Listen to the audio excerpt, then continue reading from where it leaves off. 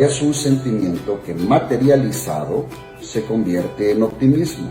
Es ser una persona positiva, es ver el vaso medio lleno y no medio vacío y mantenerse firme en la adversidad, en los momentos difíciles.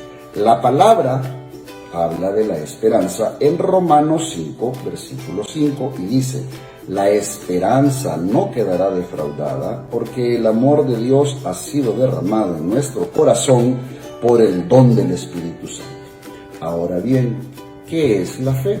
La fe es tener la convicción y seguridad en el poder divino de Dios, que todo saldrá bien y que Él se va a encargar de resolver cualquier petición o cualquier problema. La palabra habla de la fe en Hebreos capítulo 11, versículo 1. La fe es la garantía de lo que se espera, la prueba de lo que no se ve.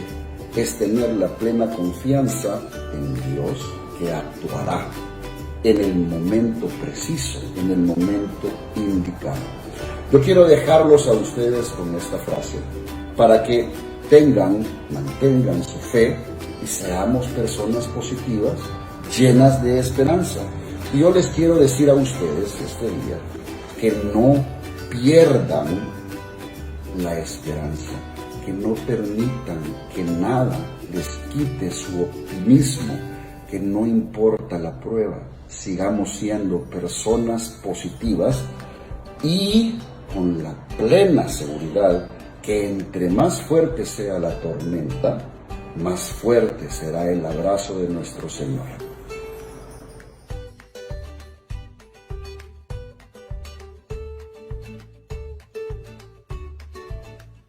Hay muchas situaciones en donde nos hacemos muchas preguntas porque estamos viviendo esta pandemia, porque estamos viviendo este momento de incertidumbre. ¿Qué pasará? Y nos comenzamos a recordar de todas esas personas a las que probablemente no llamamos todos los días. Comenzamos a valorar que las queremos, que las extrañamos. De la misma manera, Dios nos ha extrañado durante mucho tiempo. Quizás durante varios años Dios ha estado tocando nuestras puertas para poder decirnos: aquí estoy y te amo. Y ese llamado lo ha hecho despacio y ha estado tocando meses, días, semanas, a través de mensajes, a través de redes sociales, a través de personas. Y a veces no lo reconocemos. El amor de Dios es tan misericordioso que respeta también nuestros momentos, nuestros tiempos. Dios sin duda es un caballero y nunca entra a la fuerza. Y ese día sin duda quiero volver a hacer ese llamado tan especial para cada uno de nosotros y decir: aquí estoy, cuidando de ti, amándote. Normalmente nosotros mostramos símbolos de rebeldía que nos alejan de cierta manera de Dios. Decimos: no tenemos tiempo. Los momentos que vivimos, que son un poco más alegres, probablemente que dedicarle una hora, nos van separando y a veces solo nos dedicamos a buscar a Dios cuando tenemos un problema y luego se nos vuelve a olvidar. Yo siempre que era una persona cercana a Dios, porque cumplía con ir a misa, porque de repente rezaba el rosario. Sin embargo, fue ese momento cuando Dios me dio el privilegio de comenzar a servirle y de llevar su mensaje a otras personas, que entendí que Él había entrado a mi corazón para restaurarlo y que muy probablemente a través de mí quiere restaurar muchos corazones. Quiere decirnos que Él sabe que nosotros hemos pecado, que sabe que probablemente en estos momentos tenemos miedo, pero sin duda que Él está ahí detrás de cada uno de nosotros y que nos ama tanto que mandó a su único Hijo a poder salvarnos, que mandó a que viniera a perdonar nuestros pecados, a que muriera por nosotros y a demostrarnos su amor desde entonces, para estarnos recordando a través de todos los medios que Él pueda.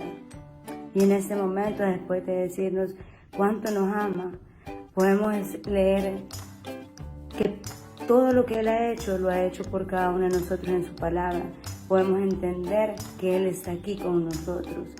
Que en Éxodo 14 nos habla de cuando Moisés estaba en guerra o estaba peleando y le dice: El Señor peleará por ustedes. Ustedes esperen en silencio. En ese momento Dios nos está hablando también para decirnos, esperen en silencio. Solo ábranme las puertas de su corazón. Permítanme entrar en Él, restaurar sus corazones y hacerme cargo de todas sus vidas. En el silencio, mientras comienzan a construir esta relación conmigo, mientras nosotros vamos fortaleciendo ese amor tan grande, tan maravilloso, que está ahí de gratis, esperando nada más por cada uno de nosotros. Solo queremos llegar a sus casas a decirles cuánto Dios los ama. Y yo no me quiero despedir sin decirles un mensaje que a mí esta mañana preparando este mensaje me llegó al corazón. En Corintios 13 nos dice, ahora nos quedan 3 cosas: la fe, la esperanza y el amor. Y la más importante, el amor. Ese amor tan maravilloso de Dios que está esperando por cada uno de nosotros. Que Dios nos bendiga.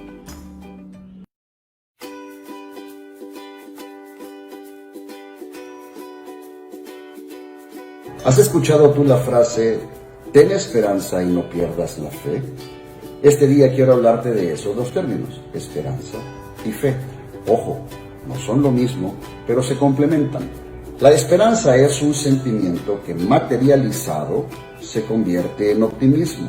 Es ser una persona positiva, es ver el vaso medio lleno y no medio vacío y mantenerse firme en la adversidad, en los momentos difíciles.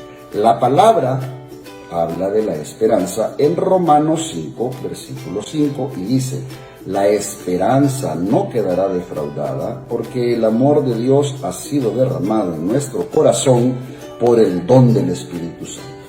Ahora bien, ¿qué es la fe?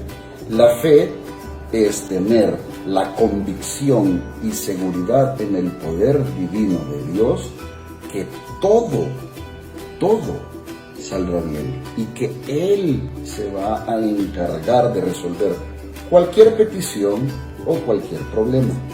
La palabra habla de la fe en Hebreos capítulo 11, versículo 1. La fe es la garantía de lo que se espera, la prueba de lo que no se ve. Es tener la plena confianza en Dios, que actuará en el momento preciso, en el momento indicado. Yo quiero dejarlos a ustedes con esta frase para que mantengan su fe y seamos personas positivas, llenas de esperanza. Y yo les quiero decir a ustedes este día que no pierdan la esperanza, que no permitan que nada les quite su optimismo, que no importa la prueba, sigamos siendo personas positivas y con la plena seguridad que entre más fuerte sea la tormenta, más fuerte será el abrazo de nuestro Señor.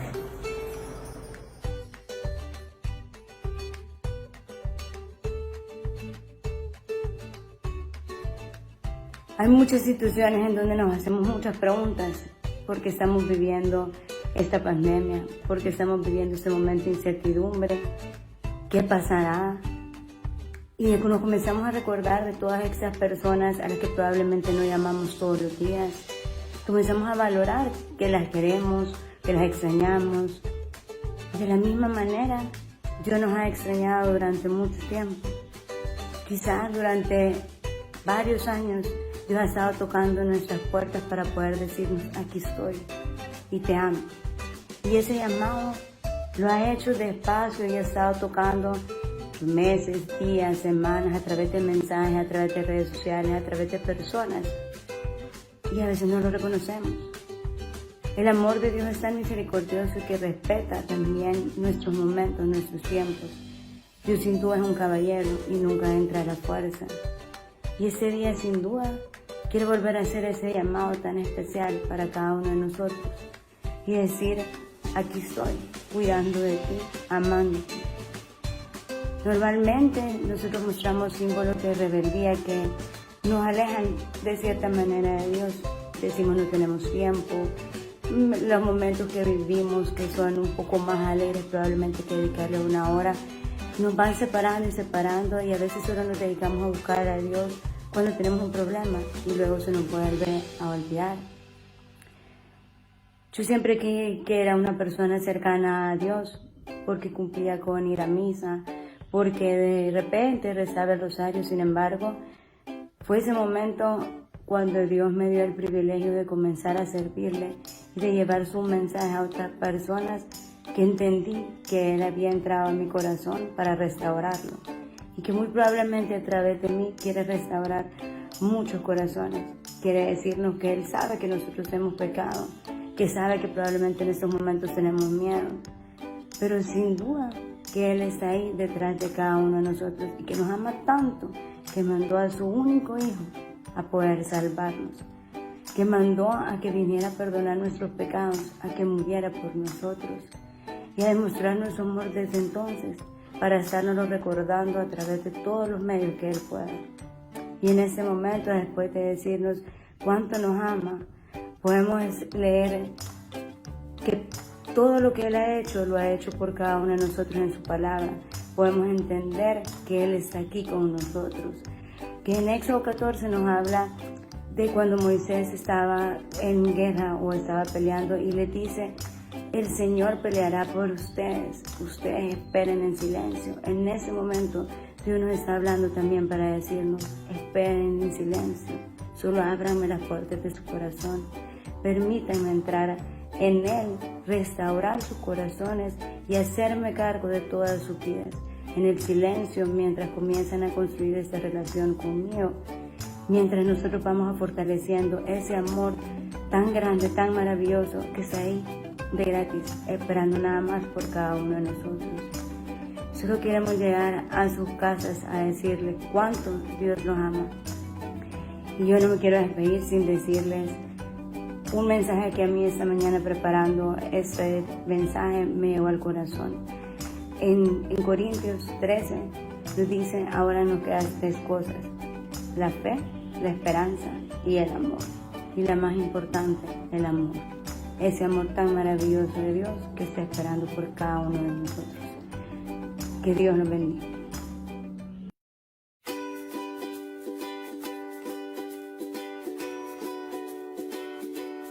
¿Has escuchado tú la frase: ten esperanza y no pierdas la fe? Este día quiero hablarte de esos 2 términos, esperanza y fe. Ojo, no son lo mismo, pero se complementan. La esperanza es un sentimiento que, materializado, se convierte en optimismo.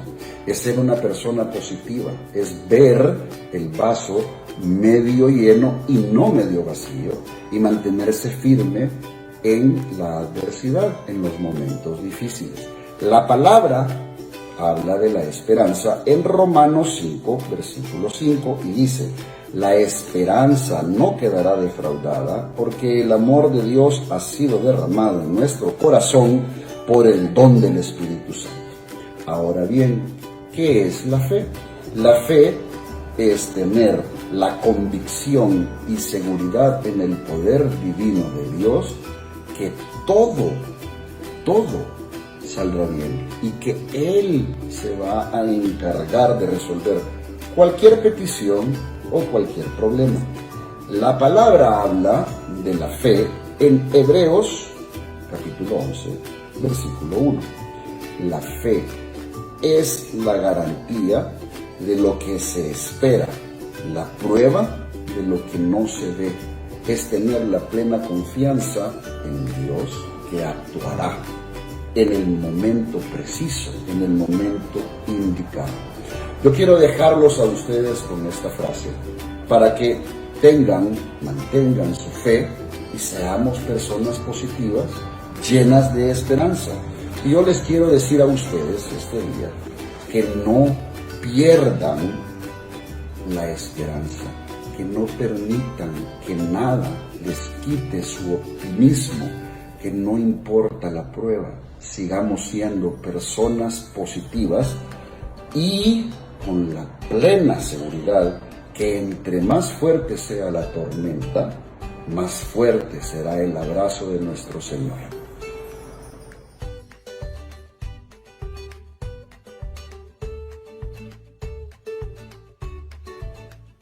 Hay muchas situaciones en donde nos hacemos muchas preguntas porque estamos viviendo esta pandemia, porque estamos viviendo este momento de incertidumbre. ¿Qué pasará? Y nos comenzamos a recordar de todas esas personas a las que probablemente no llamamos todos los días. Comenzamos a valorar que las queremos, que las extrañamos. De la misma manera, Dios nos ha extrañado durante mucho tiempo. Quizás durante varios años, Dios ha estado tocando nuestras puertas para poder decirnos, aquí estoy y te amo. Y ese llamado lo ha hecho despacio y ha estado tocando meses, días, semanas, a través de mensajes, a través de redes sociales, a través de personas. Y a veces no lo reconocemos. El amor de Dios es tan misericordioso que respeta también nuestros momentos, nuestros tiempos. Dios sin duda es un caballero y nunca entra a la fuerza. Y ese día sin duda quiero volver a hacer ese llamado tan especial para cada uno de nosotros y decir, aquí estoy, cuidando de ti, amándote. Normalmente nosotros mostramos símbolos de rebeldía que nos alejan de cierta manera de Dios. Decimos no tenemos tiempo, los momentos que vivimos que son un poco más alegres probablemente que dedicarle una hora, nos van separando y a veces solo nos dedicamos a buscar a Dios cuando tenemos un problema y luego se nos vuelve a olvidar. Yo siempre que era una persona cercana a Dios porque cumplía con ir a misa, porque de repente rezaba el rosario. Sin embargo, fue ese momento cuando Dios me dio el privilegio de comenzar a servirle y de llevar su mensaje a otras personas que entendí que Él había entrado en mi corazón para restaurarlo y que muy probablemente a través de mí quiere restaurar muchos corazones.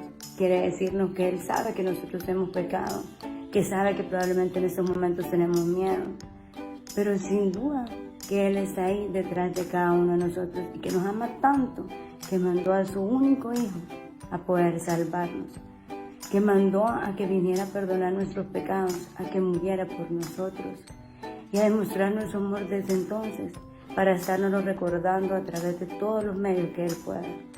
Y en este momento, después de decirnos cuánto nos ama, podemos leer que todo lo que Él ha hecho, lo ha hecho por cada uno de nosotros en su palabra. Podemos entender que Él está aquí con nosotros.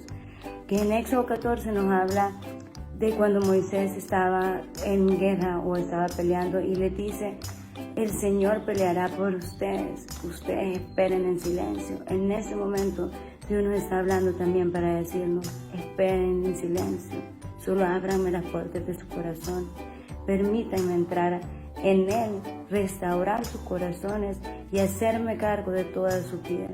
En el silencio, mientras comienzan a construir esta relación conmigo, mientras nosotros vamos fortaleciendo ese amor tan grande, tan maravilloso, que está ahí de gratis, esperando nada más por cada uno de nosotros. Solo queremos llegar a sus casas a decirles cuánto Dios los ama. Y yo no me quiero despedir sin decirles un mensaje que a mí esta mañana preparando este mensaje me llegó al corazón.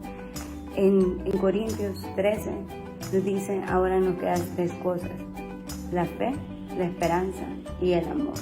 Y la más importante, el amor. Ese amor tan maravilloso de Dios que está esperando por cada uno de nosotros. Que Dios nos bendiga.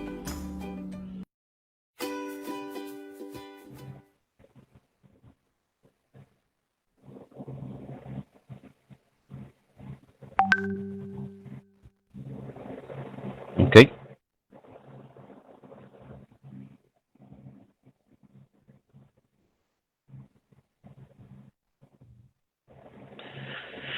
Muy buenas noches, queridos hermanos y hermanas. Los saludo con un cariño fraterno en este día martes que continuamos nuestro estudio bíblico en esta modalidad que estas circunstancias que estamos viviendo nos están permitiendo hacer.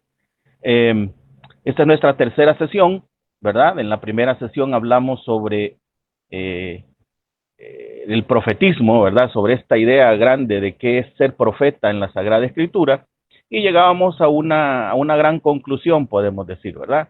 Que el profeta era alguien llamado por Dios para anunciar su palabra y para denunciar las circunstancias y las situaciones de pecado que en ese momento concreto de la historia del pueblo de Israel se presentaban. En el segundo tema, en la segunda sesión que estudiamos el libro del profeta Isaías, entre todo lo que dijimos, quizás una de las cosas más importantes es que Isaías es el profeta que con mayor claridad, que con mayor visión de lo que iba a suceder en la persona de Jesucristo plasma. Y hablando de esto, espero que hayan hecho la tarea que les dejé, ¿verdad? Por si no se acuerdan y no la hicieron, la tarea era leer el capítulo 53 del libro del profeta Isaías y tomar un crucifijo y leerlo, ¿verdad? Al mismo tiempo viendo el crucifijo para entender, ¿verdad?, que el sentido profundo del escrito de Isaías. En esta ocasión, en esta noche, nos corresponde estudiar al segundo de los profetas mayores, al profeta Jeremías. Como he dicho en las clases anteriores, se llaman profetas mayores no porque sean de mayor importancia, sino porque sus libros son los más grandes en relación con el resto de profetas, ¿verdad? Entonces llevamos dos, el libro del profeta Isaías, de la clase de hace 15 días, y el profeta Jeremías, que es nuestra clase del día de hoy.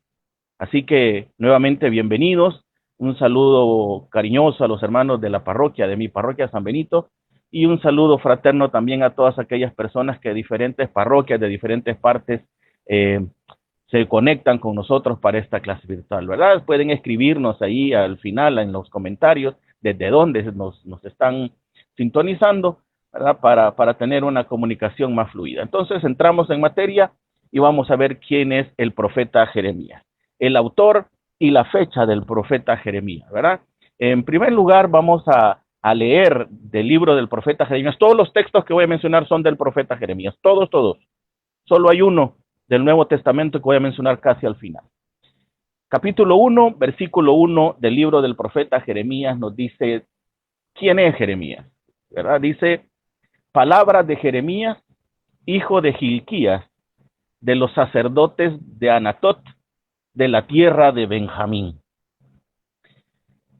Anatot era una pequeña vía llamada hoy en día Anata y está situada a unos 4.8 kilómetros al noreste de Jerusalén, en una porción de la tierra que Jacob le heredó a su hijo menor, a Benjamín, ¿verdad? Entonces, allí es donde nace Jeremías, ¿verdad? Hijo de Gilquías, que había sido un sacerdote, ¿verdad? Fíjense qué interesante, ¿verdad? Era un sacerdote. En la clase primera dijimos que el sacerdocio se daba por herencia, no tanto por elección, sino por herencia. Pero aquí Jeremías, aparte de ser hijo de Gilquías, sacerdote, Dios lo llama para que sea su profeta.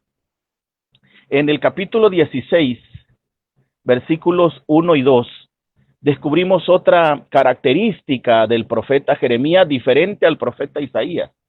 Del profeta Isaías sabemos que tenía 2 hijos, ¿verdad? Por lo tanto, vamos a entender que el profeta Jeremías se casó.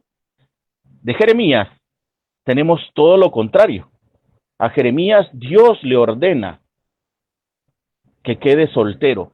Capítulo 16 dije, ¿verdad? De el libro de Jeremías, capítulo 1, versículo 1 y 2 dice, la palabra de Yahvé me fue dirigida en estos términos, no tomes mujer ni tengas hijos en este lugar. En ese momento en que Dios le dice eso, estaba el pueblo de Israel a punto de ser desterrado a Babilonia y le dice a Jeremías que no tome mujer y que no tenga hijos en ese lugar, aparentemente ahí, ¿verdad? En Babilonia.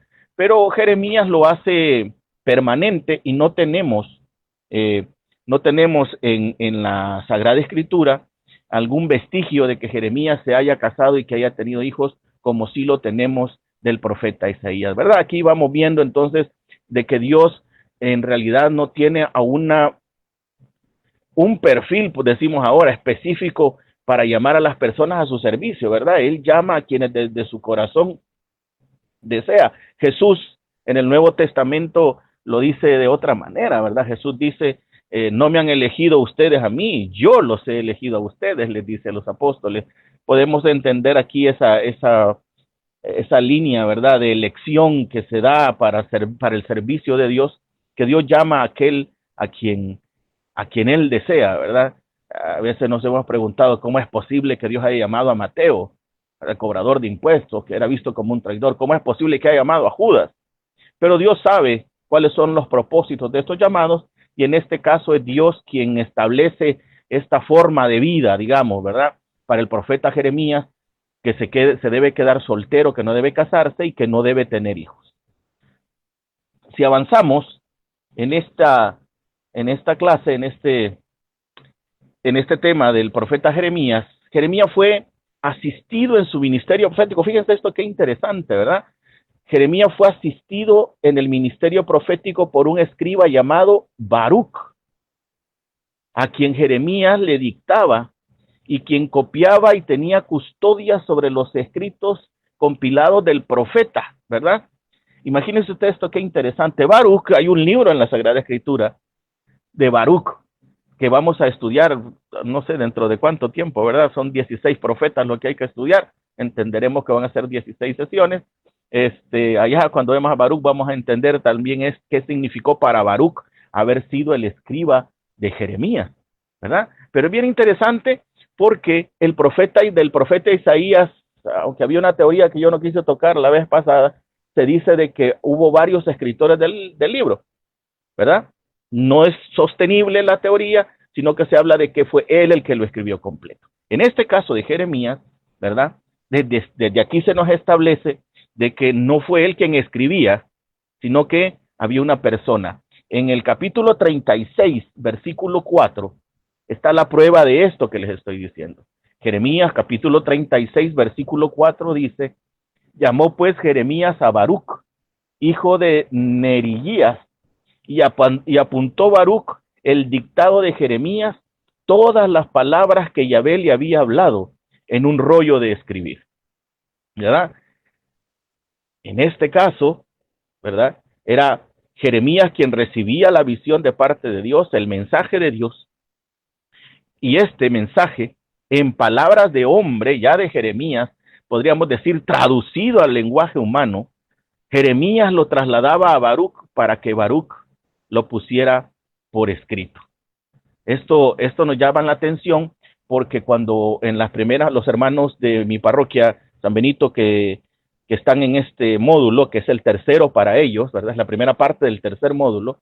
En el primer módulo que estudiamos la introducción a la Sagrada Escritura y los libros del Pentateuco, en la materia de introducción a la Sagrada Escritura hablábamos de que Dios habló con lenguaje humano a los hombres, que Dios habló con palabras humanas y que esas palabras humanas eran aquellas que los escritores, el hagiógrafo, el escritor sagrado, ponía por escrito. Y como dije en la primera clase, ¿verdad?, los escritores sagrados, el hagiógrafo ponía todo y solo aquello que Dios quería. El intérprete, el hagiógrafo, que era tomado en su inteligencia y en su voluntad, no sobrepasaba a lo que Dios quería decir, sino que escribía las cosas tal como Dios las decía. En este caso era Jeremías el que recibía la visión de parte de Dios.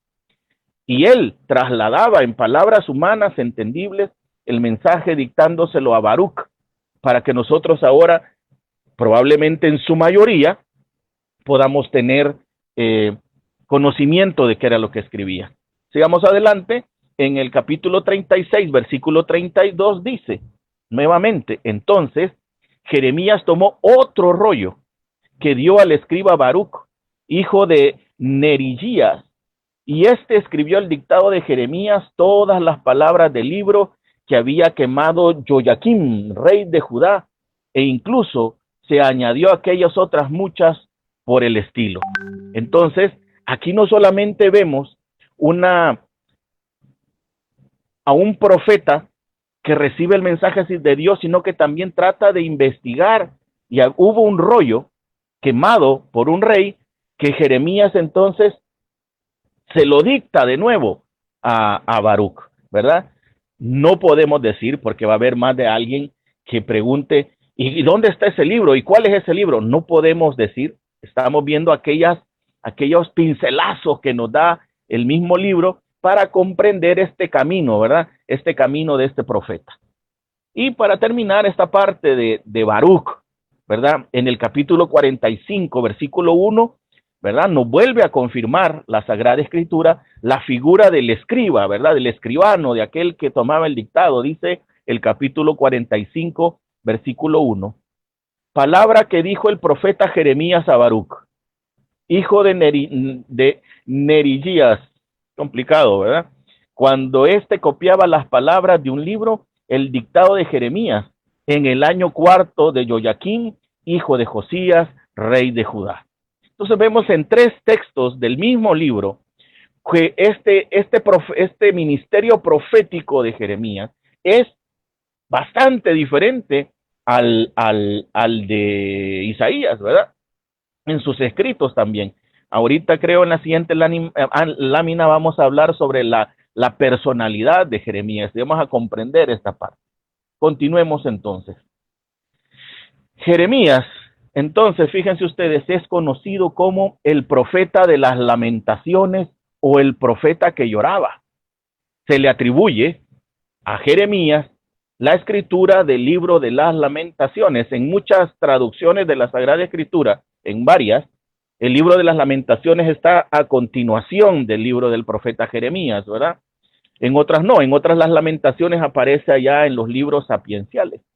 Pero Jeremías era conocido por el libro de las lamentaciones o el profeta que oraba, pero ¿por qué se le conocía así? Vamos a ver qué nos dice el mismo libro de Jeremías sobre esto.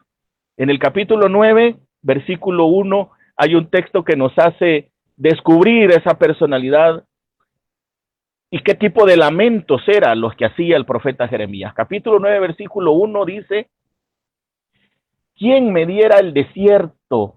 ¿Quién me diera en el desierto una posada de viajeros para dejar a mi pueblo e irme lejos de ellos? Porque son todos unos adúlteros, son una pandilla de traidores. Palabra de Dios. Te alabamos, Señor. ¿Quién me diera en el desierto una posada? Quiero dejar a este pueblo. ¿Pero por qué quería dejar el pueblo? Porque ya estaba cansado Jeremías, ¿verdad? De la vida adúltera. Y cuando habla de adulterio, no habla de un adulterio meramente de hombre y mujer, sino eran adúlteros en el sentido con Dios, ¿verdad? Eran idólatras, eran traidores el pueblo de Israel. Esas eran las lamentaciones que podemos descubrir en el libro de las lamentaciones, ¿verdad? Que sí tiene una relación, que sí hay, que el estilo literario en el que escribe Jeremías es perfectamente compatible con el libro de las lamentaciones. Y en el capítulo 13, versículo 17, capítulo 13, versículo 17, dice Jeremías, si ustedes no hacen caso de este aviso, lloraré en silencio por ese su orgullo, y mis ojos verterán lágrimas cuando el rebaño de Yahvé sea llevado cautivo. Dice Jeremías que le duele tanto que el pueblo no haga caso de su mensaje, del mensaje que Dios le está dando al pueblo, que lo único que le queda es llorar, es vertir lágrimas cuando el pueblo de Israel sea llevado el cautiverio. Y esto se cumple porque el pueblo de Israel es llevado cautivo a Babilonia. Después de Egipto, entre Egipto y Babilonia, aquí en este periodo de tiempo, hay un montón de ocasiones en que el pueblo de Israel es invadido, en que el pueblo de Israel es llevado cautivo. Pero los 2 peores momentos en la historia del pueblo de Israel, del cautiverio, es Egipto y Babilonia. Por eso, cuando es desterrado, cuando es liberado de Babilonia, se conoce como el segundo éxodo del pueblo de Israel. Y otro texto, en el capítulo 14, versículo 17, dice el profeta Jeremías, les dirigirás estas palabras, de mis ojos están brotando lágrimas día y noche sin parar, porque un gran mal aqueja a la hija de mi pueblo, una herida muy grave.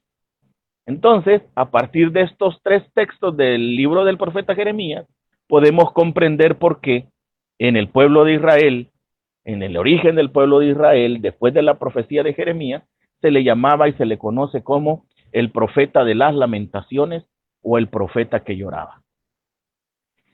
Todo esto, todas estas características que hemos visto, el llamado de parte de Dios, de hijo de quién era, de dónde provenía, hijo de un sacerdote, que se quedó soltero, que no tuvo hijos, que tuvo un escriba, que lloraba, que se lamentaba por no escuchar al pueblo, no nos definen entonces cuál es el tipo de profetismo que desarrolla Jeremías a lo largo de su ministerio profético, el cual duró 5 décadas, ¿verdad? 5 décadas que van desde el año 13 del rey de Judá, Josías, ¿verdad?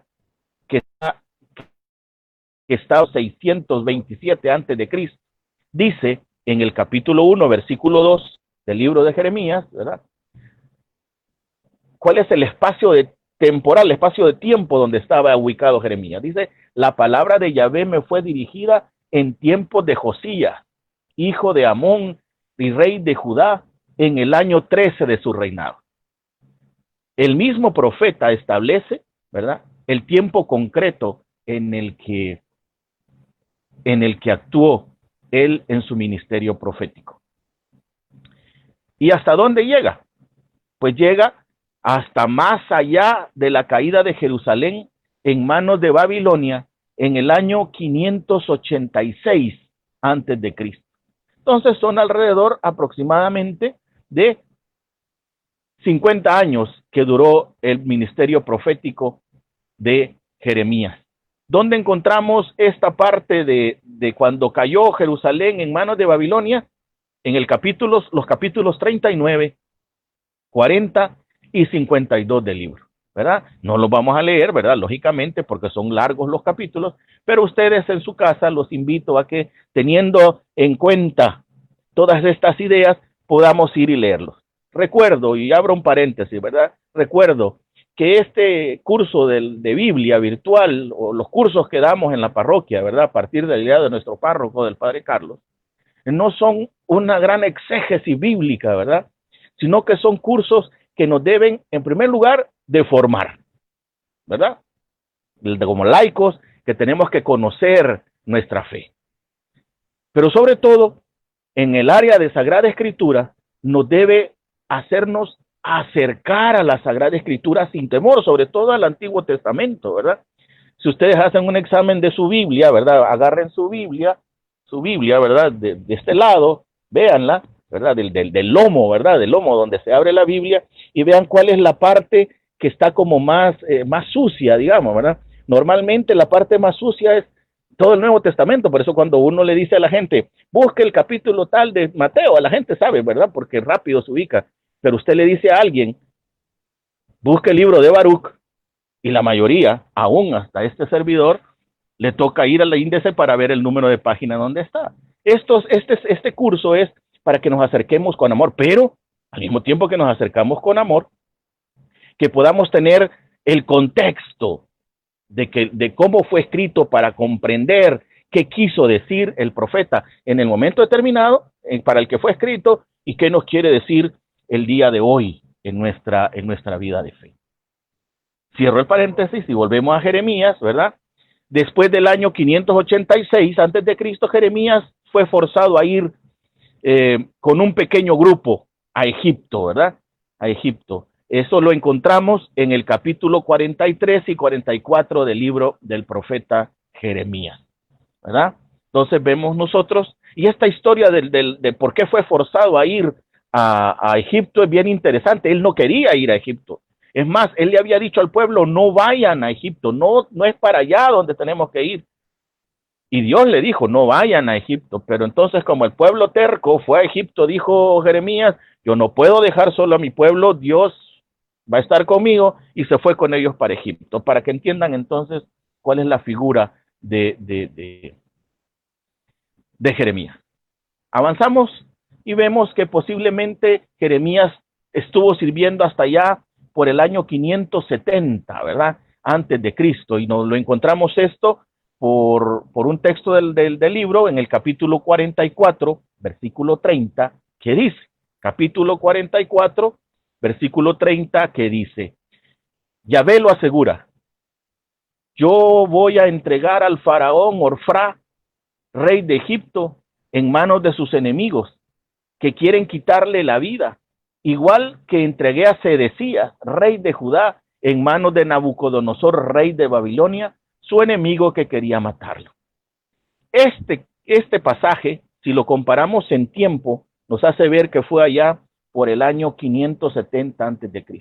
Y además hay una anotación rabínica en el pueblo judío que cuando Babilonia invadió Egipto fue allá por el año 568, 567, y fue cuando entonces Jeremías fue llevado cautivo.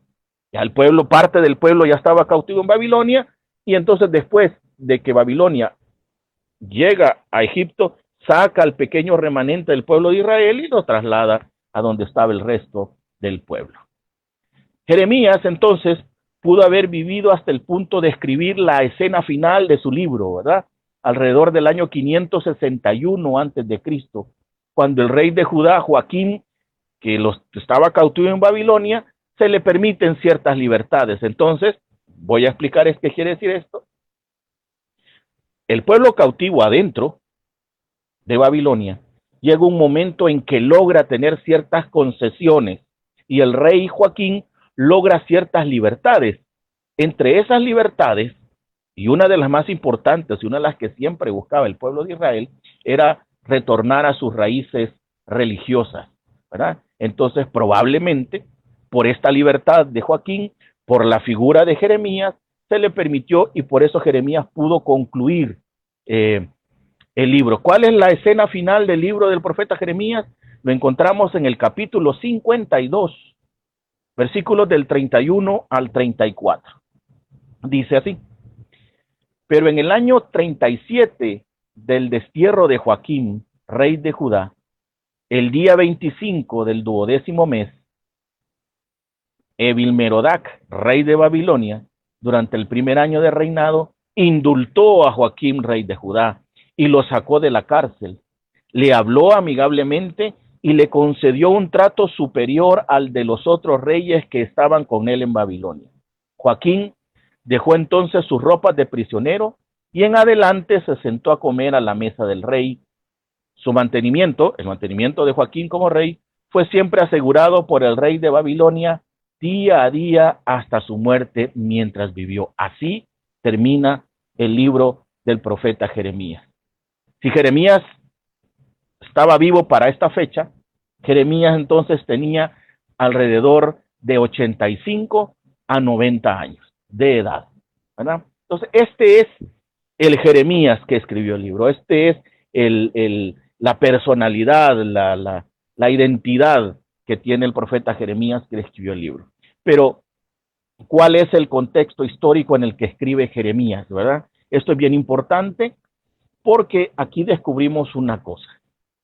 En los libros históricos, ¿verdad? Dígase el libro de Reyes, Crónicas, son los únicos que se me vienen ahorita a la mente. En los libros históricos, ¿verdad? De la Sagrada Escritura, se mencionan los profetas. Y donde hay más claridad sobre Jeremías es en los siguientes libros.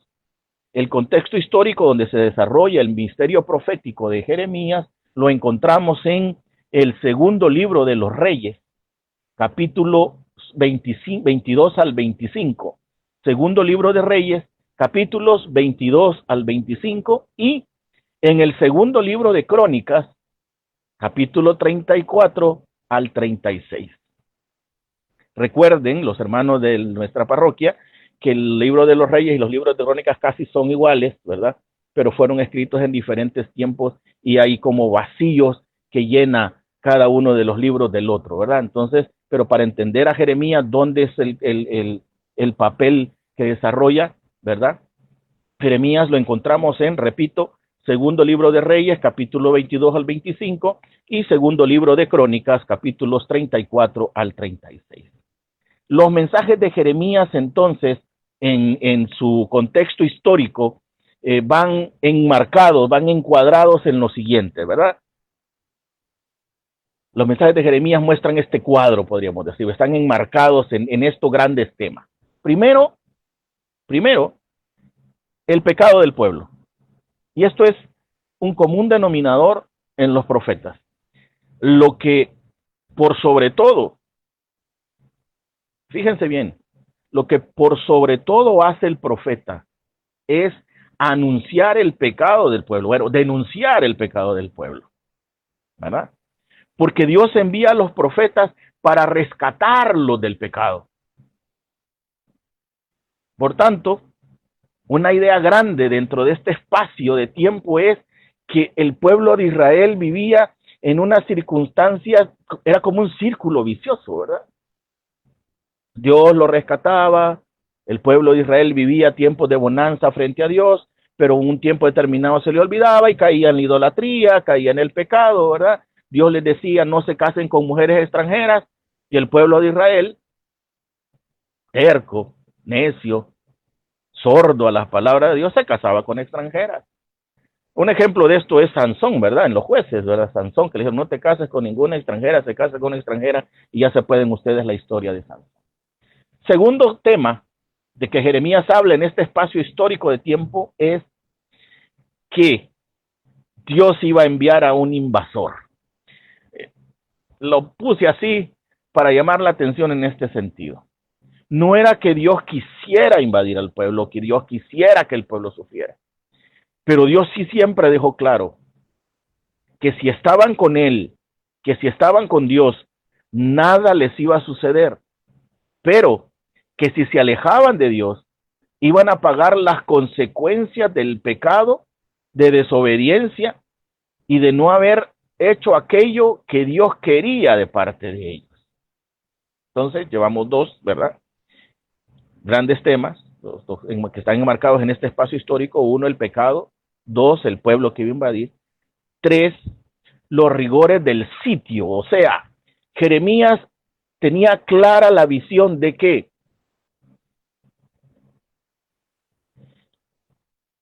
si el pueblo fallaba, el pueblo iba a caer en cautiverio. Y entonces Jeremías tenía la visión de cómo iba a ser el cautiverio. Y de lo riguroso, lo doloroso, lo aparatoso, lo oprobioso que iba a ser volver a la esclavitud. Y entonces Jeremías, en sus profecías, en su ministerio profético, insistía en lo mal que le iba a pasar el pueblo si se alejaba de Dios y caía en las manos de los invasores. Este es el cuarto tema. El tercero, perdón. Y el cuarto, que tiene que ver con los rigores, es la calamidad de la destrucción. Al ser invadidos, al caer en manos de extranjeros, ¿verdad? Al caer en manos de invasores, lo primero era, habrá calamidad, habrá destrucción. Y el pueblo de Israel sufrió esto innumerable cantidad de veces. Por eso es importante descubrir la historia de Israel y ponerla en relación con nuestra vida, ¿verdad?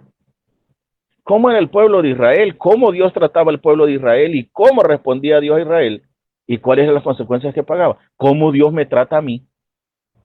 ¿Cómo Dios me habla a mí? ¿Y cómo le respondo yo a Dios? Lógico, si Dios me habla con silbidos amorosos y yo no hago caso, al final voy a sufrir las consecuencias de estar lejos de Dios. Juan Pablo II decía que es el cielo, ¿verdad? San Juan Pablo II, que ayer cumplió 100 años de su natalicio, ¿verdad? El cielo es una eternidad con Dios. ¿Y qué es el infierno? Una eternidad sin Dios. Pero muchas veces esa parte del infierno la vivimos en nuestra vida porque pagamos las consecuencias de nuestros pecados. Entonces, el mensaje de Jeremías era de juicio inevitable, ¿verdad? Este mensaje era desesperanzador, si lo quieren ver así, porque era un mensaje de un juicio inevitable con el pueblo de Israel por la idolatría y por otros pecados Y esto era lo que fue predicando Jeremías en un periodo de 40 años, los últimos 10 años, ya lo voy a explicar más adelante, ¿verdad? Alrededor del año 627 al 586 antes de Cristo y muy probablemente más allá de esa fecha. Su profecía entonces se llevó a cabo durante los reinados de 5 reyes de Judá, que son Josías, Joacás, Joacim, Joaquín y Sedecías. 5 reyes pasaron donde Jeremías desarrolló su ministerio profético. Pero, ¿cuál era entonces el mensaje de Jeremías? Desde el comienzo, 20 años antes de que el conflicto se decidiera, Jeremías insistió incesantemente que Babilonia iba a ganar, que el pueblo de Israel no iba a poder contra el invasor babilónico. Lo insistió durante 20 años, antes de que sucediera. Y el pueblo de Israel no entendió o no quiso entender y no hizo caso. A través de todas estas quejas amargas que decía, me quiero ir, del texto que leímos, ¿verdad? Me quiero ir, ¿quién me da una casa en el desierto para dejar a esta recua de idólatras, de traidores, de infelices, de lo que quieran ustedes ponerle? A través de estas lamentaciones que hizo 20 años antes, ¿verdad? Podemos recurrir a estas ideas de Jeremías entonces, ¿verdad? 1. Jerusalén será destruida por una Babilonia que será victoriosa, ¿verdad? Entonces, fíjense ustedes que les decía Jeremías, ustedes van a ser destruidos, Babilonia va a ser victorioso. ¿Por qué insistía en la victoria? Porque ¿quién no es feliz en la victoria? ¿Y quién no es triste en la derrota? Eso lo podemos comparar con jugar un campeonato de fútbol. No voy a mencionar nombres de equipos porque no quiero tener problemas en la red, ¿verdad? Pero es como ver jugar a 2 equipos y usted es aficionado a uno. Y usted quiere que su equipo gane. Y si su equipo gana, usted es feliz y usted celebra la victoria. Pero si por el contrario pierde, usted también siente la tristeza de haber perdido, de no haber alcanzado la victoria. Entonces Jeremías hacía como esta comparación entre la derrota y la victoria, ¿verdad? No de equipos de fútbol, ¿verdad? Entre la derrota y la victoria, ¿verdad? Babilonia va a ser victoriosa, Jerusalén va a ser destruida, Judá va a ser destruida. Se les ponía lo maravilloso de la victoria contra lo oprobioso de la derrota. Segunda idea que manejaba Jeremías en estos primeros 20 años, si Judá se aparta de su maldad, de alguna manera Dios le salvará de ser destruida por Babilonia. Lo dije hace un momento. Dios le decía al pueblo de Israel, no hagas esto. Si estás conmigo, nadie va a poder contra ti. Si eres obediente a mis mandatos, si cumples lo que yo te estoy diciendo, nadie va a poder contra ti. Era un tema que decía, miren, a pesar de que en la profecía está que Babilonia va a ser victorioso, si ustedes se vuelven a Dios, Dios es todopoderoso para detener la derrota que implicaría ser invadido por Babilonia. Tercero, más adelante, cuando ya no parece quedar esperanza de arrepentimiento, cuando dice Jeremías, ya no más, este pueblo es terco, ¿verdad? Cuando ya no hay más arrepentimiento, si tan solamente por la vía de la conveniencia política se somete a Babilonia, Judá se salvará. Era como lo último, miren, aunque sea políticamente, ponete de acuerdo con el rey de Babilonia que no te invada y aunque sea así, Dios te va a salvar. Ni así, ni lo más sencillo entre comillas, ¿verdad? Si no obedecían a Dios, está bien, pero aquí podemos descubrir o debemos descubrir algo bien importante. Y es que Dios siempre toma la iniciativa de cuidar al pueblo. Y si no él era obediente, entonces le decía, mira, Jeremías, si el pueblo, aunque sea políticamente, se pone de acuerdo con el rey del otro reinado, del otro reino, y aunque sea así, bajan su idolatría, así yo lo voy a salvar, ni así. Cuarto, destruida Judá, al final se va a recuperar, y aún así, Judá regirá el mundo. Había siempre un momento de esperanza para el pueblo que se cumple también y lo podemos comparar con el relato del Génesis. Ante el pecado de Adán y Eva, Dios les hace una promesa ¿verdad? La mujer quedará encinta, ¿verdad? Y le aplastará la cabeza a la serpiente le tratará de mover el talón, a lo que nosotros conocemos como el protoevangelio. Hay una esperanza lejana, pero esperanza al fin, de que Dios va a restaurar su relación con el hombre, en el caso del Génesis, ¿verdad? Allá al final hay una esperanza última, podemos decir, igual acá, aun cuando Jerusalén va a ser destruida, cuando Judá va a ser destruida, se va a recuperar. Tarde o temprano se va a recuperar y va a seguir rigiendo el mundo. En razón del tiempo me voy a avanzar porque me falta bastante todavía. Y quinto, Babilonia, por haberse, fíjense ustedes esto, qué interesante. Babilonia, a pesar de haber destruido a Judá, será destruida ella misma para no volver a levantarse jamás. Dios permitió que Babilonia tocar al pueblo, pero al tocarlo, estaba tocando al pueblo de Dios y Babilonia sufrió las consecuencias de eso. Y esa profecía se cumple, porque ahora de Babilonia lo único que recordamos es una de las 7 maravillas del mundo antiguo, ¿verdad? Los jardines colgantes de Babilonia, ¿verdad? Pero Babilonia no existe, porque tocó al pueblo de Israel. Aunque Dios lo haya permitido, tocó al pueblo consagrado para él. Avancemos y entonces entremos a los temas principales, ¿verdad?, de Jeremías. El tema principal de Jeremías, ¿verdad?, para hacer una conclusión de lo que hemos hablado, el tema principal de Jeremías es el juicio sobre Judá, el juicio sobre el pueblo, ¿verdad?, que está del capítulo 1 del capítulo 1 al capítulo 29, y una promesa de restauración, ¿verdad?, con un reino mesiánico futuro que está del capítulo 23 al capítulo 30, ¿verdad? Ahí en la pantalla tienen ustedes los textos, ¿verdad? Entonces, el tema principal de Jeremías es el juicio. Sí, por haber desobedecido hay desesperanza, vas a ser juzgado con crueldad. Pero siempre, como dije, hay una esperanza de restauración y un futuro mesiánico. Y aquí empieza a verse la persona de Jesucristo, ¿verdad? Porque la restauración plena del reino de Dios es en la figura de Jesucristo, porque Él es el reino de Dios. Mientras que Isaías se enfocó mucho en la gloria futura de Israel, ¿verdad? ¿Se acuerdan que les decía yo, les hacía una comparación casi con el libro del Apocalipsis, ¿verdad? Un poquito, ¿verdad? Con esa gloria futura del pueblo de Israel. Jeremías no. Jeremías es cruel con el pueblo en cuanto a su profecía y es duro con el pueblo y habla, como digo, con mucha dureza. Jeremías entonces dio mucho menos espacio a la gloria de Israel y se dedicó más a hablar del juicio, el juicio que ha de venir por desobedecer a Dios.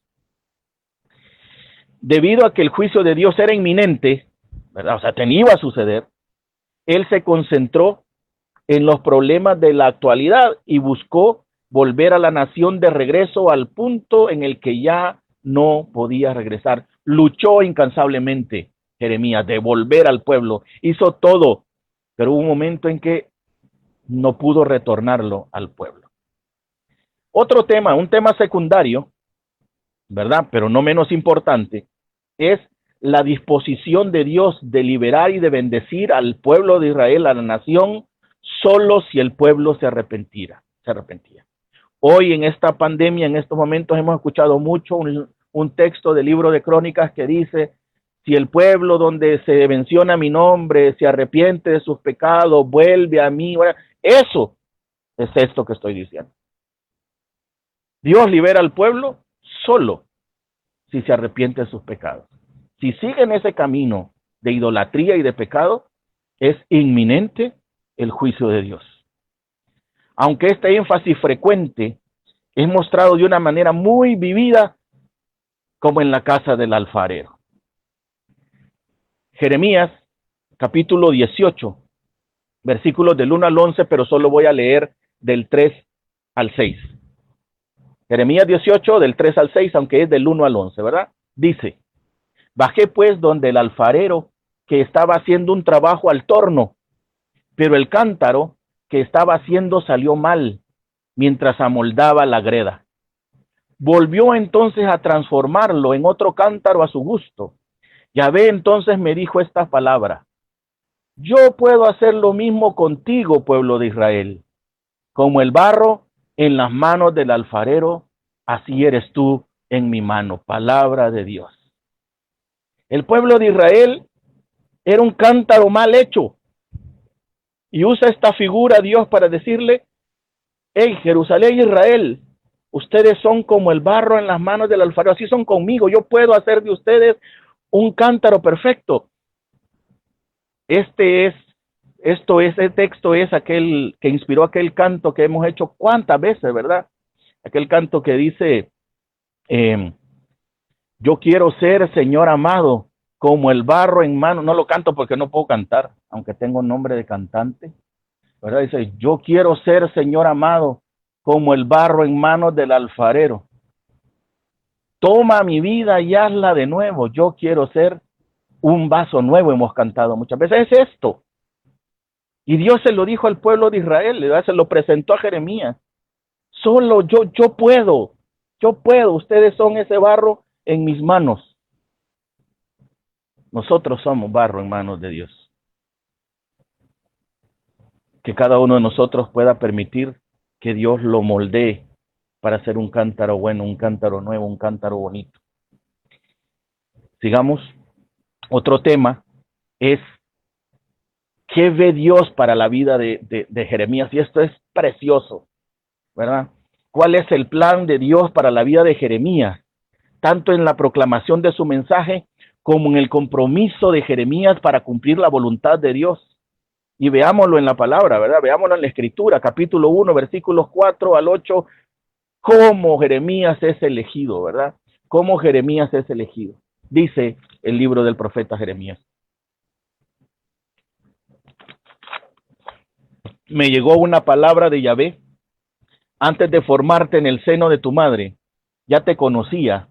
Antes que tú nacieras, yo te consagré y te destiné para ser profeta de las naciones. Y dice Jeremías, yo exclamé, ay, Señor Yahvé, ¿cómo podía hablar yo que soy un muchacho? Y Yahvé me contestó, no me digas que eres un muchacho. Irás a donde quiera que te envíe y proclamarás todo lo que yo te mande. No les tengas miedo, porque estaré contigo para protegerte. Palabra de Yahvé, palabra de Dios, te alabamos, Señor. Precioso texto de cómo Dios le dice, yo antes que te formaras en el vientre de tu mamá, te elegí para mí. Ya esto nos marca el camino de la vida de Jeremías, ¿verdad? Ya esto, ya no, aunque él quiso excusarse, porque era muy joven, porque era muchacho, es impresionante la respuesta de Dios. Irás donde yo te envíe y proclamarás lo que yo te mande. No tengas miedo, porque estaré contigo para protegerte. Precioso, precioso la verdad. Y en el capítulo 15, versículo 19 al 21, dice, entonces Yahvé me dijo, si vuelves a mí, yo te haré volver a mi servicio. Separa el oro de la escoria, si quieres ser mi propia boca. Tendrán que volver a ti, pero tú no volverás a ellos. Haré que tú seas como una fortaleza, como una pared de bronce frente a ellos, y si te declaran la guerra, no te vencerán, pues yo estoy contigo para liberarte y para salvarte. Te protegeré contra los malvados y te arrancaré de las manos del violento. Palabra de Dios, te alabamos, Señor. Precioso texto también que marca este plan que Dios tenía en la vida de Jeremías y por qué entendemos entonces lo riguroso del mensaje de Jeremías para el pueblo de Israel. ¿Qué más podemos decir? ¿Qué otros temas se incluyen dentro del libro del profeta Jeremías? Les prometo 5 minutos más, les pido 5 minutos más, ¿verdad? Para terminar el tema. Otros temas que incluyen, ¿verdad? ¿Qué otros temas incluyen? El anhelo de Dios porque Israel sea tierna con él, que Israel sea una cariñosa con él, como en los días del primer amor, ¿verdad? En el capítulo 2, versículos del 1 al 3 dice, se me comunicó la palabra de Yahvé. Y entonces, en palabra de Dios, Dios dijo, ¿verdad? Anda y grita a los oídos de Jerusalén, así dice Yahvé.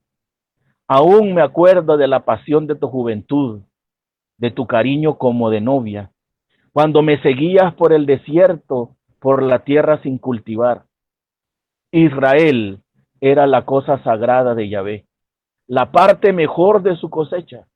Quien comiera los frutos, quien comiera los frutos tenía que pagar y pronto le venía la desgracia. Palabra de Yahvé. Dice, me acuerdo de tu pasión, Israel. Me acuerdo de tu amor de novia cuando me seguías por el libro del Apocalipsis lo dice de otra forma, ¿verdad?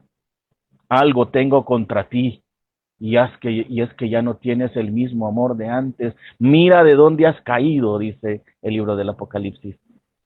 Dios quiere que Israel sea tierno con él, que vuelva al primer amor. Otro tema son las lágrimas del siervo que lloraba, que ya lo vimos, ¿verdad? Otro tema, tercero, ¿verdad? Otro tema es la relación íntima que Dios quería tener con Israel y que Dios anhelaba mantener.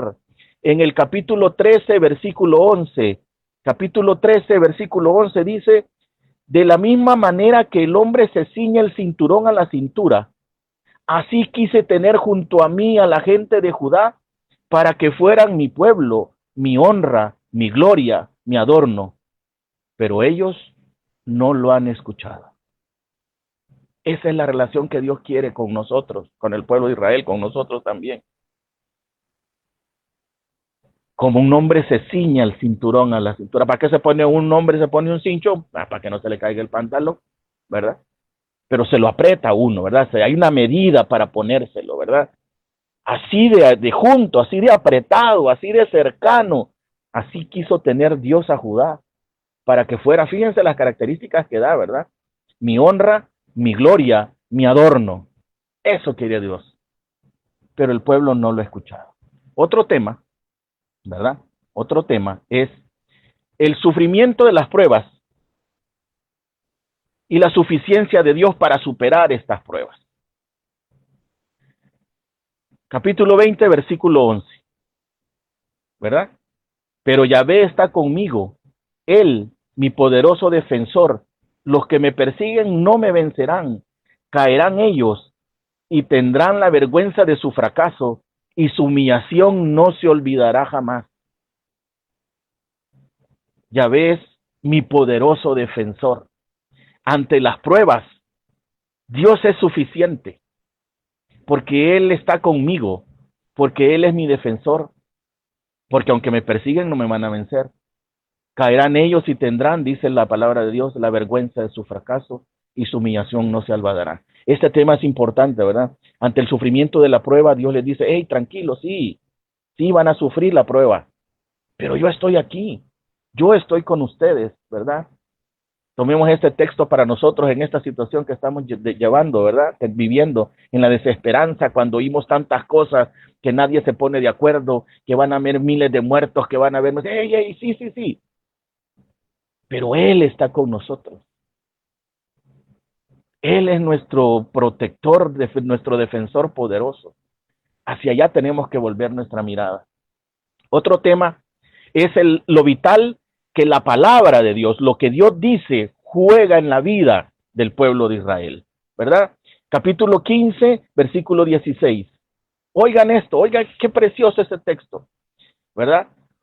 Capítulo 15, versículo 16. Cuando me llegaban tus palabras, yo las devoraba, dice Jeremías.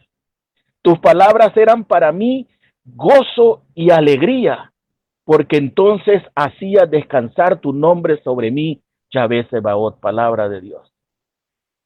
Traduciéndolo,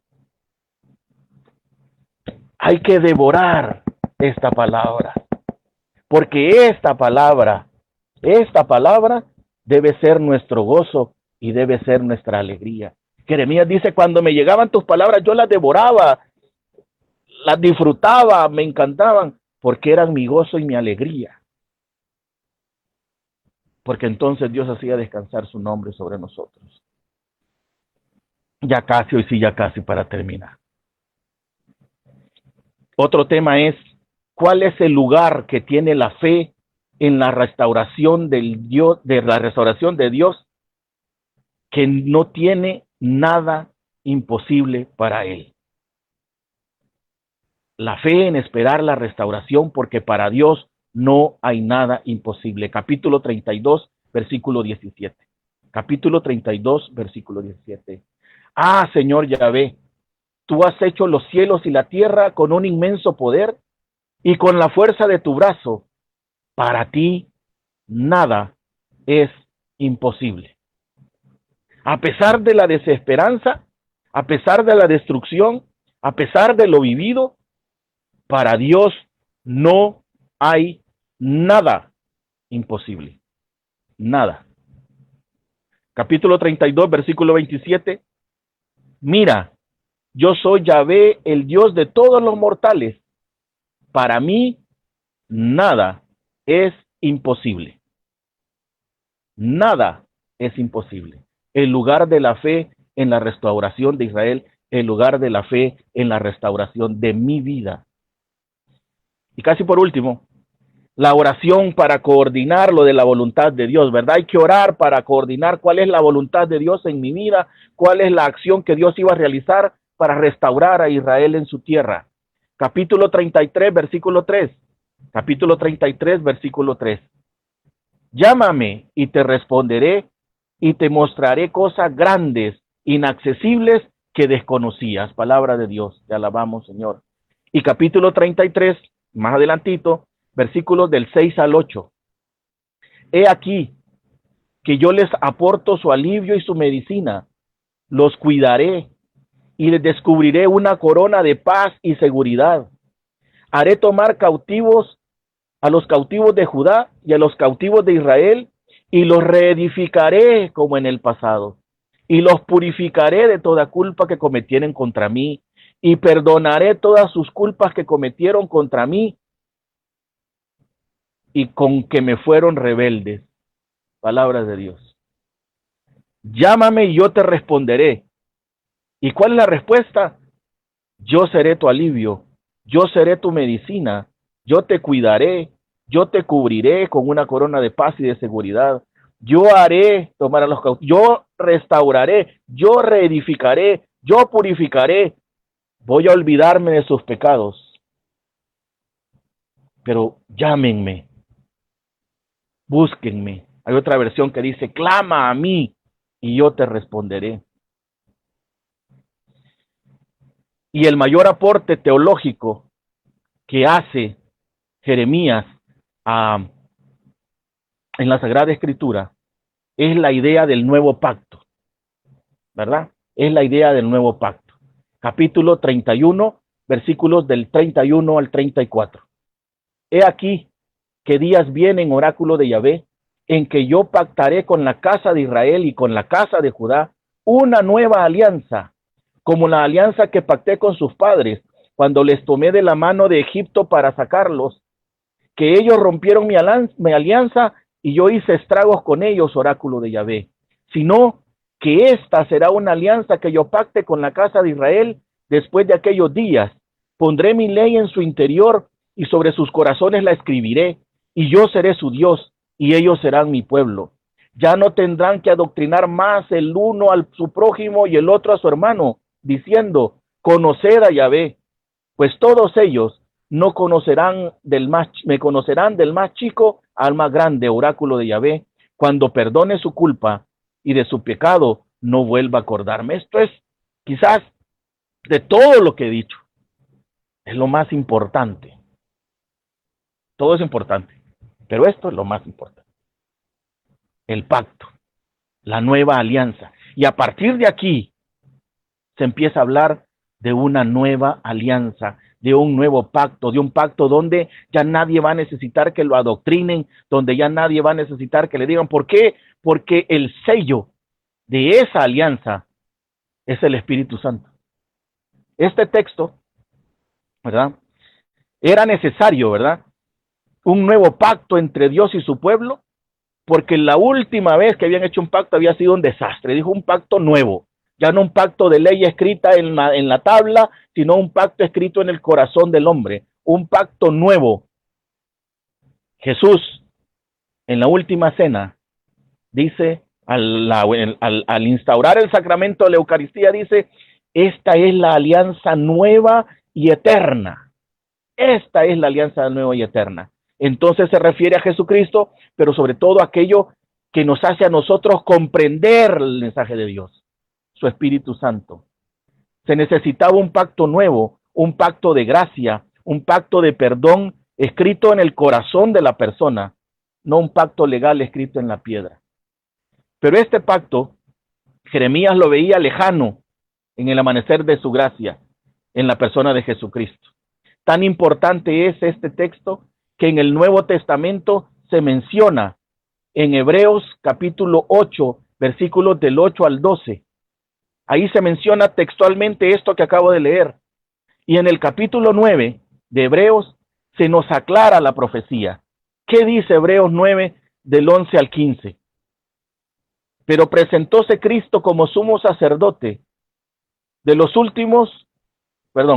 presentóse Cristo como sumo sacerdote de los bienes futuros a través de una tienda mayor y más perfecta, no fabricada por mano de hombre, es decir, no de este mundo, y penetró en el santuario de una vez y para siempre, no con sangre de machos cabríos ni de novillos, sino con su propia sangre, consiguiendo una redención eterna, pues si la sangre de machos cabríos y de toros y la ceniza de vaca santificaba la suspensión de la aspersión a los contaminados en el orden de la purificación de la carne, cuánto más la sangre de Cristo, que por el Espíritu eterno se ofreció a sí mismo sin tacha a Dios, purificará las obras muertas nuestras, de nuestras conciencias, para rendir culto al Dios vivo. Por eso es mediador de una nueva alianza, para que interviniendo su muerte para remisión de las transgresiones de la primera alianza, los que han sido llamados reciban la herencia eterna prometida. Palabra de Dios. Hebreos capítulo 9, versículos del 11 al 15. Y el versículo que quiero dejar para que se lo aprendan de memoria en esta noche, después de toda esta hora que hemos hablado, les pido disculpas por haberme pasado el tiempo, es este texto. Jeremías capítulo 31, versículo 3. Jeremías capítulo 31, versículo 3. Todo esto de la nueva alianza, todo esto de la profecía, todo esto de la palabra de Dios es por una cosa. Porque a ti que me escuchas y que me ves, Dios te dice, con amor eterno te he amado. Por eso he reservado gracia para ti. Gracias por haber estado conmigo en esta noche. Los invito a que hagamos un momento de oración para despedirnos. Padre Santo, gracias por este tiempo que han dedicado estos hermanos a conocer de tu palabra. Te pido, Señor, que el espíritu de esta nueva alianza inunde sus corazones, inunde nuestra vida, para que día a día, Señor, podamos acercarnos a tu palabra sin miedo y para que podamos tomar de ella aquello que nos quieres decir. Gracias, Señor, por tu amor para nosotros. Acompáñanos, protégenos, cuídanos. Cumple tus promesas para nuestra vida. Te lo pedimos a ti, que vives y reinas por los siglos de los siglos. Amén. En el nombre del Padre, del Hijo, del Espíritu Santo. Amén. Pasen buenas noches y que el Señor nos bendiga abundantemente.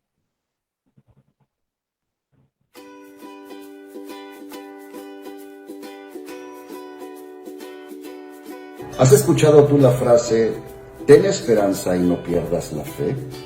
Este día quiero hablarte de esos dos términos, esperanza y fe. Ojo, no son lo mismo, pero se complementan. La esperanza es un sentimiento que materializado se convierte en optimismo. Es ser una persona positiva, es ver el vaso medio lleno y no medio vacío y mantenerse firme en la adversidad, en los momentos difíciles. La palabra habla de la esperanza en Romanos 5, versículo 5, y dice, la esperanza no quedará defraudada, porque el amor de Dios ha sido derramado en nuestro corazón por el don del Espíritu Santo. Ahora bien, ¿qué es la fe? La fe es tener la convicción y seguridad en el poder divino de Dios, que todo saldrá bien y que Él se va a encargar de resolver cualquier petición o cualquier problema. La palabra habla de la fe en Hebreos capítulo 11, versículo 1.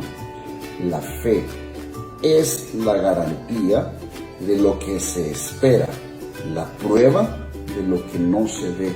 Es tener la plena confianza en Dios que actuará en el momento preciso, en el momento indicado.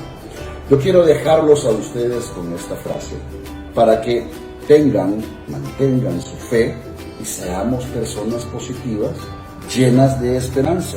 Y yo les quiero decir a ustedes este día que no pierdan la esperanza, que no permitan que nada les quite su optimismo, que no importa la prueba, sigamos siendo personas positivas y con la plena seguridad que entre más fuerte sea la tormenta, más fuerte será el abrazo de nuestro Señor.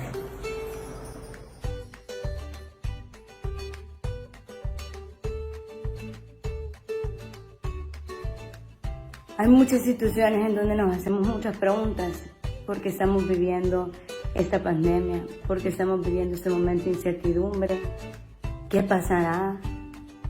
Y nos comenzamos a recordar de todas esas personas a las que probablemente no llamamos todos los días. Comenzamos a valorar que las queremos, que las extrañamos. De la misma manera, Dios nos ha extrañado durante mucho tiempo. Quizás durante varios años, Dios ha estado tocando nuestras puertas para poder decirnos, aquí estoy y te amo. Y ese llamado lo ha hecho despacio y ha estado tocando meses, días, semanas, a través de mensajes, a través de redes sociales, a través de personas. Y a veces no lo reconocemos. El amor de Dios es tan misericordioso que respeta también nuestros momentos, nuestros tiempos. Dios sin duda es un caballero y nunca entra a la fuerza. Y ese día sin duda quiere volver a hacer ese llamado tan especial para cada uno de nosotros y decir, aquí estoy, cuidando de ti, amándote.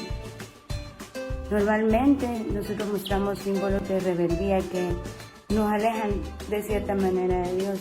Decimos no tenemos tiempo, los momentos que vivimos que son un poco más alegres probablemente que dedicarle una hora, nos van separando y separando y a veces solo nos dedicamos a buscar a Dios cuando tenemos un problema y luego se nos vuelve a olvidar. Yo siempre que era una persona cercana a Dios porque cumplía con ir a misa, porque de repente rezaba el rosario. Sin embargo, fue ese momento cuando Dios me dio el privilegio de comenzar a servirle y de llevar su mensaje a otras personas que entendí que Él había entrado en mi corazón para restaurarlo y que muy probablemente a través de mí quiere restaurar muchos corazones. Quiere decirnos que Él sabe que nosotros hemos pecado, que sabe que probablemente en estos momentos tenemos miedo, pero sin duda que Él está ahí detrás de cada uno de nosotros y que nos ama tanto que mandó a su único Hijo a poder salvarnos, que mandó a que viniera a perdonar nuestros pecados, a que muriera por nosotros y a demostrarnos su amor desde entonces para estarnoslo recordando a través de todos los medios que Él pueda. Y en ese momento, después de decirnos cuánto nos ama, podemos leer que todo lo que Él ha hecho, lo ha hecho por cada uno de nosotros en su palabra. Podemos entender que Él está aquí con nosotros.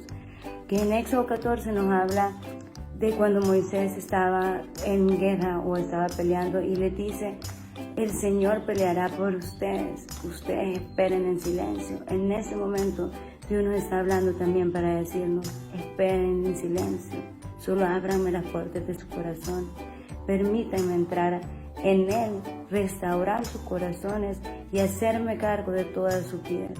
En el silencio, mientras comienzan a construir esta relación conmigo, mientras nosotros vamos fortaleciendo ese amor tan grande, tan maravilloso, que está ahí de gratis, esperando nada más por cada uno de nosotros. Solo queremos llegar a sus casas a decirles cuánto Dios los ama. Y yo no me quiero despedir sin decirles un mensaje que a mí esta mañana preparando este mensaje me llegó al corazón.